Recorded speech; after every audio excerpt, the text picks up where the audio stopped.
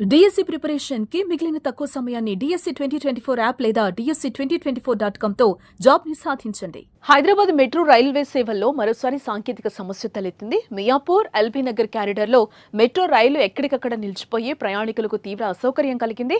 Khairatabad metro station వద్ద మెట్రోలో సాంకేతిక లోపం గుర్తించిన అధికారులు వెంటనే రైలు నిలిపేశారు.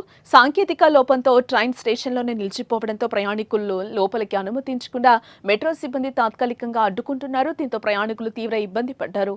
ఒక్కసారిగా మెట్రో రైలు నిలిచిపోవడంతో రాత్రి వేళ డ్యూటీలు ముగించుకున్న ఉద్యోగులకు, ఇతర ప్రయాణికులకు ప్రయాణం మధ్యలోనే ఆగిపోవడం వల్ల తీవ్ర అసౌకర్యం అయితే ఏర్పడింది. ప్రయాణికులు సోషల్ మీడియాలో కూడా అసంతృప్తిని వ్యక్తం చేస్తున్నారు. కేవలం 4 రోజుల వ్యవధిలో మెట్రో రైలు సేవలో అంతరాయం ఏర్పడటం గమనార్హం. మొన్న 15 నిమిషాలు రైలు ద్వారాలు తెరుచుకోకపోవడంతో ప్రయాణికులు పడ్డ ఇబ్బందులు అన్నీ కావు. వెంటనే మెట్రో అధికారులు స్పందిస్తున్నప్పటికీ ఈ తరహా సమస్యలు తలెత్తకుండా చూడాలని ప్రయాణికులు కూడా కోరుతున్నారు. అలాగే వర్షం సమయంలో మాత్రమే ఇటువంటి సమస్యలను మెట్రో ఎదుర్కోవడం విశేషం.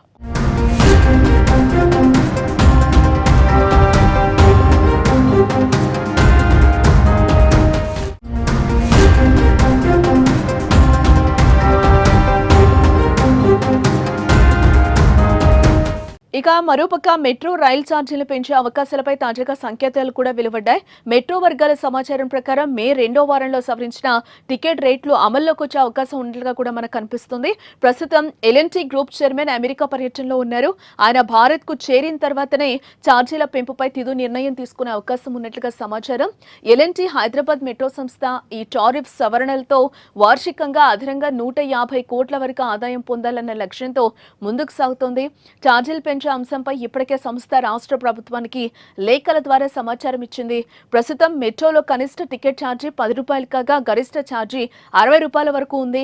ఈ గరిష్ట ధరను 75 రూపాయల వరకు పెంచే అవకాశాలైతే పుష్కలంగా కనిపిస్తున్నాయి.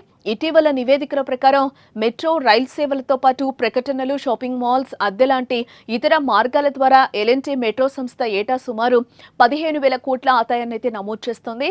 అయితే మెట్రో నిర్వహణ, ఉద్యోగుల జీతాలు, బ్యాంక్ రుణాలు, వడ్డీలు వంటి ఖర్చులతో కలిపి సంస్థకు వార్షికంగా సుమారు 2,000 కోట్ల వ్యయం అవుతోందని మెట్రో వర్గాలు తెలిపాయి.